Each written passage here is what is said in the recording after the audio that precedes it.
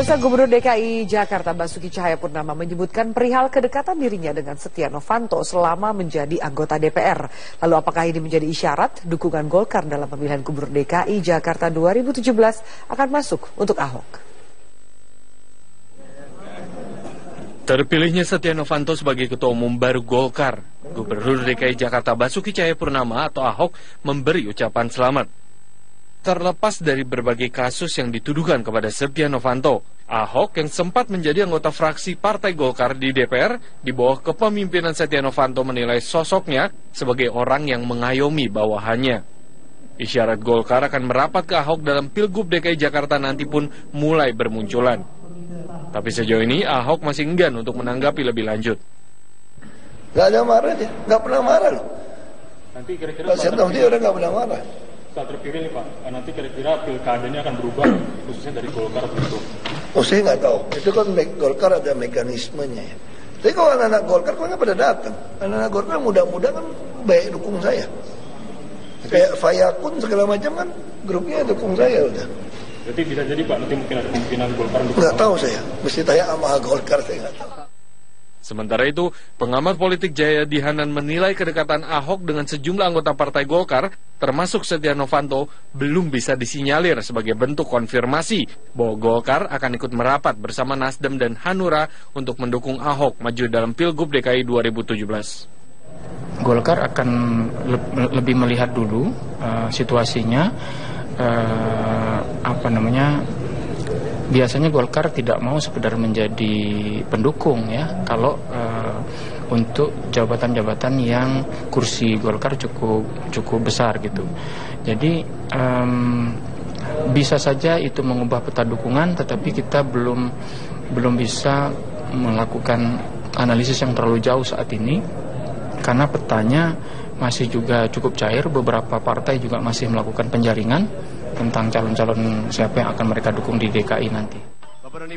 Indikasi dukungan Partai Golkar terhadap Ahok bukanlah hal yang baru.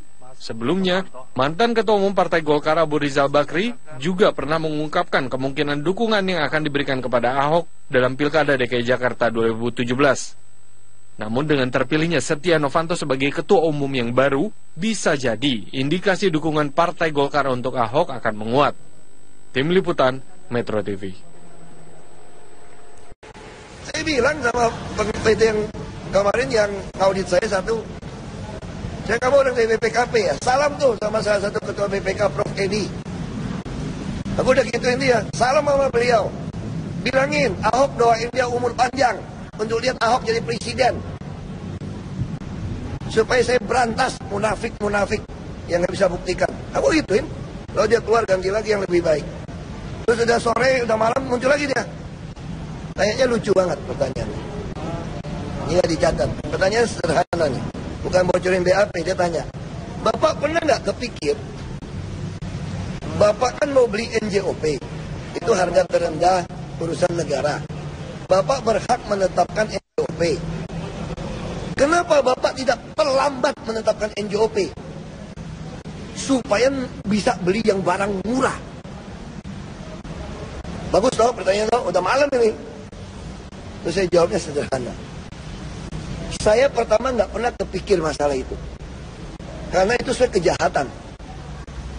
Karena tugas saya kan mengadministrasi keadilan sosial loh. Itu kejahatan. Tapi nggak apa-apa. Sekarang kita asumsi aku turutin ide Anda ini. Saya juga belum pernah ngitung ya. Berarti saya nggak bisa cuma neken sumber waras loh. Seluruh yang warna merah ini, seluruh Jakarta Barat yang warna merah nih, aku juga harus turunin loh. Terus kalau turunin, semua orang yang zona merah cepat-cepat bayar dengan harga murah. Jangan-jangan kalau hitungan saya belum pernah hitung ya Pak ya. Jangan-jangan Pemda lebih rugi. Karena PBB-nya semua turun nih. Hanya untuk beli yang sumber waras. Itu jawaban saya pertama Pak. Walaupun ini ide nggak pernah ada di saya, ini ide penjahat ini Pak, saya bilang. Kriminal ini. Saya pemerintah kalau itu. Terus yang ide kedua, saya kasih tahu Pak. Kalau berhasil saya tekan itu pun, anggap lebih untung. Emangnya sumber waras harus jual sama lo? Sekarang swasta beli bangun rumah sakit, bangun palliative care, bikin apartemen, boleh nggak? Boleh. Dan dia beli harga pasar. Emang dia mau jual sama lo?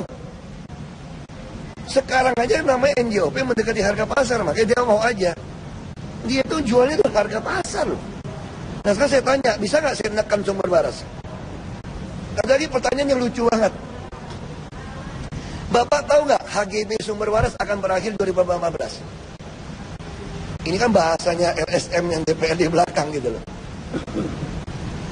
Oh gitu ya. Kalau begitu Republik kita kaya raya Pak. Karena hampir semua pabrik sertifikat apapun di Indonesia atas nama PT, termasuk sawit semua, tambang semua apapun, itu pakai HGB, HGU. Ada masa selesai. Kalau diterjemahkan selesai ini, kita ambil balik. Kaya kita Pak. Kaya Pak. Itu siapa yang ngajarin kayak gitu Pak? Undang-undangnya Pak, Bapak baca nggak?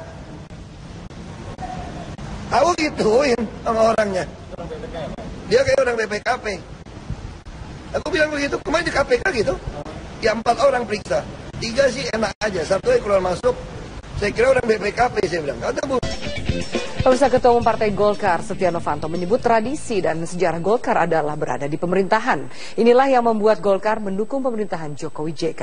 Kendati demikian, Golkar tetap akan menjaga hubungan baik dengan Koalisi Merah Putih seperti yang sudah dirintis Ketua Umum pendahulunya Abu Rizal Bakri. Lalu di mana posisi Golkar sebenarnya?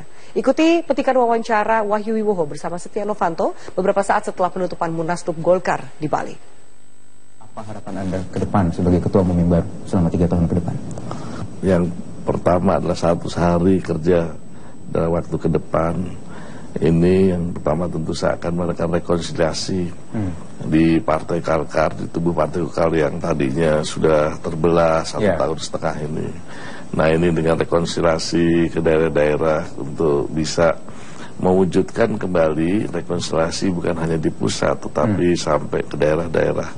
Bukan hanya di provinsi, kabupaten, tetapi juga dari kecamatan, kelurahan, dan juga yang ada di desa. Ini akan kita sempurnakan, kita akan pengurusan diri, kita akan lakukan sebaik-baiknya gitu. Tadi saya menyimak pidato Anda dalam penutupan Munas luar biasa, sempat menyinggung 7 calon ketua umum yang lain, Pak Nov, yang Pak Nov katakan tak bisa Pak Nov nanti dalam memimpin Partai Golkar dalam 3 tahun ke depan tidak bisa memimpin sendirian, butuh bantuan mereka juga. Apakah artinya ini sudah ada tempat masing-masing Pak bagi 7 orang yang kemarin sempat berkompetisi? Sekali lagi kalau ini semangatnya rekonsiliasi Pak Nov. Ini tentu menjadi pemikiran saya karena para kandidat waktu itu adalah kandidat yang mempunyai kader-kader terbaik. Dan dia punya pikiran, visi. Nah tentu saya akan memikirkan bagaimana bisa bersama-sama karena ini adalah keluarga besar Partai Golkar. Dan saya lihat bahwa para calon ini juga sebelumnya kita sudah mengadakan pertemuan-pertemuan untuk menegosiasi ke depan gitu, memikirkan ke depan. Sehingga saya mengetahui apa yang diinginkan oleh para kandidat saya, karena itu sahabat-sahabat saya. Apa yang sudah dirilis kami terima di media, ada nama Ketua Harian Pak Nurdin Halid, kemudian Sekjen kembali diisi oleh Pak Idrus Marham. Dari posisi-posisi strategis ini, saya belum melihat ada perwakilan atau nama-nama yang 7 gitu Pak. Memang formatur tadi memutuskan yang ada beberapa formatur dari 9 yang ada, saya selaku ketuanya itu minta diputuskan adalah sekjen dan juga bendahara dan ketua harian. Dan ini nggak bisa dihindari karena itu sudah diputuskan strukturnya di dalam hal pemandangan yang ada di komisi-komisi yang tersebut. Ini yang membuat masalah yang harus dilaksanakan untuk menaruh orang yang tepat siapa gitu. Nah, situasi inilah memang harapan saya bisa selesai dengan sebaik-baiknya karena waktu ini memang sangat pendek. Apalagi penyusunan ini saya udah minta paling lambat 15 hari harus selesai. Ya, 15 hari. Pak Nov juga menyatakan mundur, Pak. Tidak ingin rangkap jabatan dengan posisi sebagai ketua fraksi di Golkar. Kenapa? Kalau kita jadi ketua partai ini tidak perlu harus rangkap jabatan. Karena apa? Kita harus konsentrasi penuh. Dan saya sudah, seizin istri saya, itu sudah diwakafkan kepada Partai Golkar untuk betul-betul saya akan menjalankan kerja setiap hari ke daerah-daerah ini. Sehingga konsentrasi saya kepada daerah-daerah ini adalah untuk bisa membangun, membesarkan partai ini. Untuk itulah saya harus lakukan langkah-langkah ini sambil memperkuat ada jaringan-jaringan yang ada di departemen maupun di daerah-daerah tingkat 1, kedua di Partai Golkar itu sendiri. Kemarin, hari ini juga ditutup adalah memastikan Partai Golkar keluar dari koalisi Merah Putih. Kenapa, Pak? Saya rasa Partai Golkar tidak keluar dari Merah Putih. Tapi Partai Golkar karena memang sejarahnya itu bermitra dengan pemerintah, maka ini yang kita lanjutin untuk bisa berkesinambungan dengan program-program rencana pemerintah gitu. Nah, sedangkan KMP sendiri, apa yang sudah dicanangkan Pak Abu Rizal Bakri selaku ketua daripada KMP itu, tetap program-program apa yang disampaikan beliau itu tetap saya akan jalankan, tetap saya akan gunakan. Tapi mungkin akan lebih kita perkuat sisi-sisi daripada profesionalisme, daripada pola kemitraan kerjasama tersebut ya. Karena hubungan ini kan sudah sangat baik, sangat bagus ya di KMP itu. Ini tentu kita harus lakukan untuk kenyamanan juga buat mereka gitu, buat partai-partai yang sudah sama-sama. Jadi posisinya bagaimana, Pak? Bermitra dengan pemerintah, tetapi tetap bermitra juga dengan KMP begitu? Kan KMP itu juga sampai saat sekarang itu melakukan suatu koreksi-koreksi konstruktif yang konstruktif terhadap pemerintah gitu. Jadi sepanjang itu halnya tidak hal-hal yang menyimpang itu nggak ada masalah. Tapi kalau udah hal-hal yang dilakukan ini ada suatu kejanggalan atau ketimpangan nah, saatnya mengkoreksi daripada masalah-masalah tersebut. Jadi belum keluar meskipun Pak Sufmi Dasko Gerindra sudah mengatakan beberapa saat yang lalu di media bahwa KMP sudah bubar, tidak perlu deklarasi pembubaran, Pak. Ya, saya malah belum dengar ini. Belum dengar adanya koreksi-koreksi itu ya. Tapi nanti kan saya setelah ini akan ketemu ya. Saya akan ketemu Pak Prabowo, akan ketemu yang lain-lain.